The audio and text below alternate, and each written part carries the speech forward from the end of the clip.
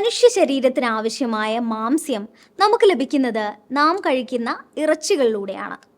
Chicken, pork, beef, ആട് എന്നിവയാണ് വ്യാപകമായി ഉപയോഗിച്ചു വരുന്ന ഇറച്ചികൾ.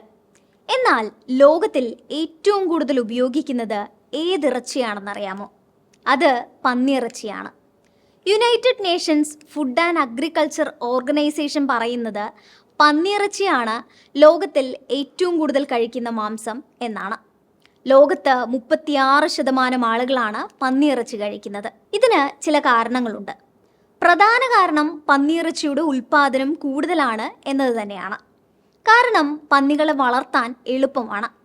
പന്നികൾക്ക് ധാരാളം ഭക്ഷണം ആവശ്യമാണെങ്കിലും മറ്റു മൃഗങ്ങളെ പോലെ ഇവയ്ക്ക് ഭക്ഷണം കണ്ടെത്താൻ വലിയ ബുദ്ധിമുട്ടില്ല. ഹോട്ടലുകളിലെയും മറ്റും മിച്ചഭക്ഷണങ്ങൾ, അറവ് അവശിഷ്ടങ്ങൾ, പച്ചക്കറി അവശിഷ്ടങ്ങൾ എന്നിവയെല്ലാം നൽകി പന്നികളെ വളർത്താം. കൂടാതെ ഇവ എളുപ്പത്തിൽ വലുതാകും.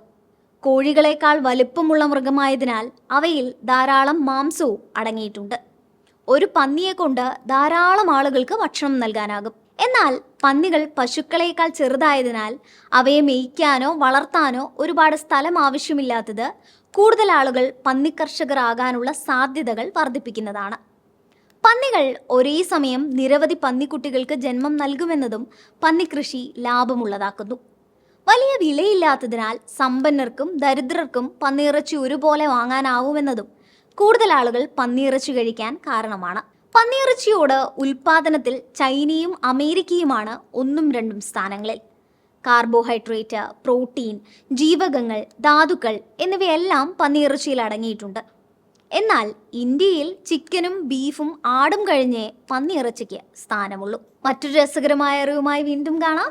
Thanks for watching.